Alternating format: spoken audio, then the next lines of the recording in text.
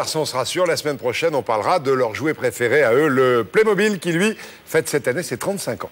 Jean-Pierre, que fait un salarié ou un chômeur lorsqu'il veut se reconvertir ou tout simplement améliorer ses compétences? Eh bien, il suit une formation professionnelle. Et il a l'embarras du choix puisqu'il existe en France pas moins de 48 000 centres de formation avec un marché économique colossal, 27 milliards d'euros. Alors, combien coûte une formation professionnelle? Ces formations sont-elles sérieuses ou bidons et qui les supervise? Enquête sur des formations professionnelles, pas toujours si professionnelles que ça.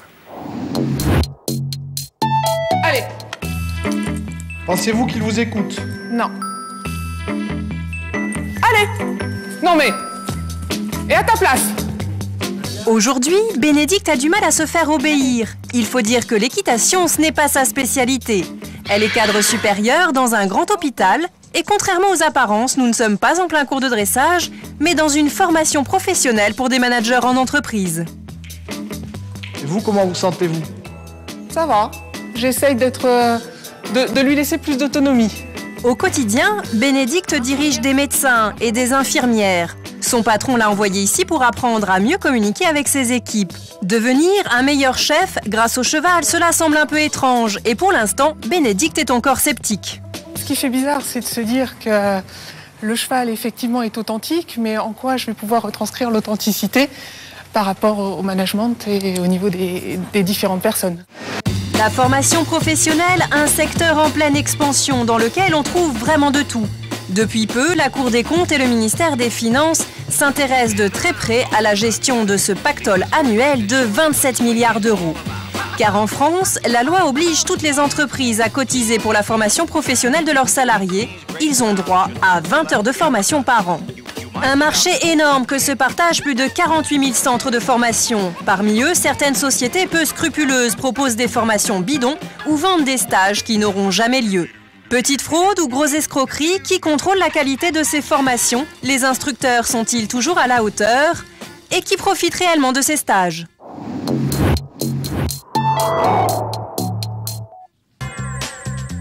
Retour à la formation par le cheval, près de Bordeaux. Pour effectuer ce type de séminaire, nous avons besoin de lieux comme celui-ci, avec 1.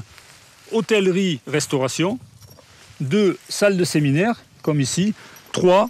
Centre équestre avec manège olympique et bien évidemment le coach le plus compétent, le cheval.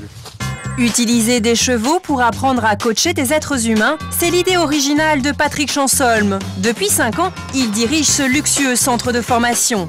Hôtel 3 étoiles dans un manoir, piscine et pour chaque élève, un professeur particulier. Ici, une journée de formation coûte 1 000 €. C'est 30% de plus qu'une formation classique. Vous allez essayer de franchir divers petits obstacles. Si l'employeur de Bénédicte n'a pas hésité à débourser une telle somme, c'est que le cheval aurait un gros avantage sur l'homme. L'être humain est capable de dire oui et de penser non. Le cheval n'en est pas capable. Il va réagir en fonction de ce qu'est Bénédicte. Si Bénédicte est sûre d'elle et convaincante, le cheval va suivre. Si Bénédicte est hésitante, le cheval va hésiter. Exercice pratique. Au sol, une simple bâche. Ça n'a l'air de rien, mais pour le cheval, c'est un obstacle redoutable. Bénédicte va-t-elle réussir à la lui faire franchir? Donc là, la négociation démarre. Elle va devoir négocier avec le cheval, un peu comme elle ferait avec ses employés. Allez. Oui. Exercice réussi. Bénédicte est conquise, elle compte bien appliquer avec ses équipes ce qu'elle a appris aujourd'hui. Très positif. Plus que ça, du plaisir.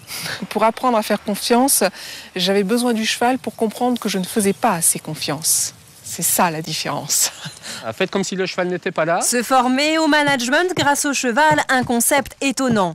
Pourtant, certains centres de formation proposent des tarifs aussi exorbitants et la qualité est loin d'être au rendez-vous. Sébastien connaît bien le sujet. Il est formateur en entreprise depuis 20 ans. Pendant des années, il a donné des cours dans un centre de formation professionnelle en banlieue parisienne. Des cours pour lesquels il n'avait aucune compétence. C'est un moment, effectivement, de ma vie où il fallait se nourrir.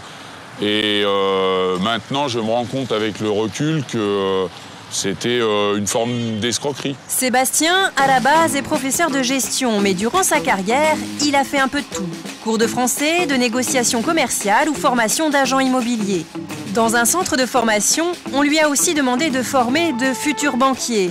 Mais il le reconnaît lui-même, la banque, il n'y connaît rien. Moi, j'ai regardé vite fait quelques documents quelques jours avant de venir en formation, mais j'ai aucune pratique des techniques bancaires et aucune expérience dans le domaine. J'apportais pas grand-chose.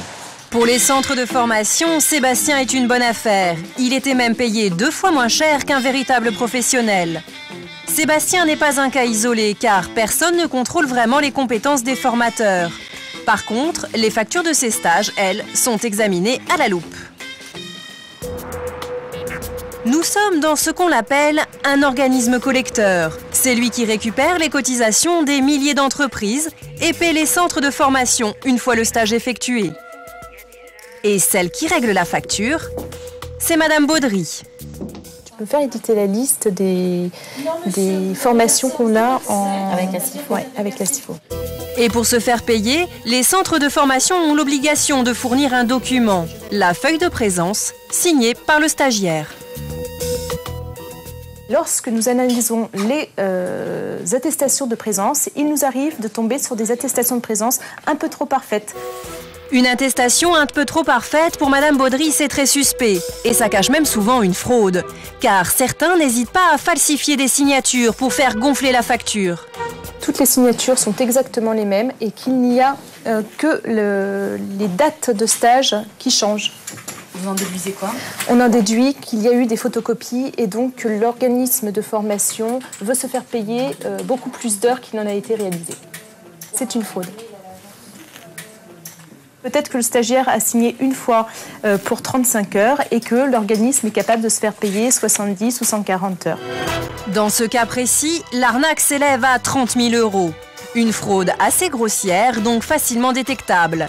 Mais certains arnaqueurs sont beaucoup plus malins. Ils réussissent même à se faire payer des formations qui n'ont jamais existé. Nous sommes près de Perpignan. Lionel Pérez dirige une entreprise de nettoyage industriel. Ici, on manipule toute la journée de simples balais et de grosses machines, mais aussi des produits très dangereux. Donc là, ce sont des produits qui sont toxiques et qu'il faut utiliser avec beaucoup de précautions. Donc il est vraiment important de se former sur ce point-là parce qu'il ne faut surtout pas mettre en danger et le personnel applicateur, mais aussi le client chez qui on va intervenir. Il y a quelques années, Lionel et son père Robert font appel à un centre de formation. La société a un argument séduisant. Elle propose, en plus du stage, de s'occuper de toute la paperasse administrative. À cette époque-là, nous n'avions pas d'expérience par rapport à ces montages de dossiers. Ça nous paraissait un petit peu compliqué. Donc le fait qu'une entreprise s'occupe de tout, pour nous, c'était vraiment parfait. Convaincus, ils s'engagent avec cette entreprise. Elle leur fait signer plusieurs documents et parmi eux, la fameuse feuille de présence, alors que la formation n'a même pas commencé. C'est illégal, mais dans la masse de papier, le père et le fils n'y ont vu que du feu. On a signé les yeux fermés, très franchement, cette signature-là, à aucun moment j'ai eu le réflexe d'étudier vraiment ce document, quoi. À aucun moment j'ai signé les yeux fermés, tout simplement. Une fois les papiers signés, Lionel et son père n'entendront plus jamais parler de cette entreprise. Le stage n'aura jamais lieu. Mais de son côté, grâce à ces documents, la soi-disant société de formation a pu envoyer sa facture à l'organisme collecteur et encaisser un chèque de 7 000 € en toute impunité.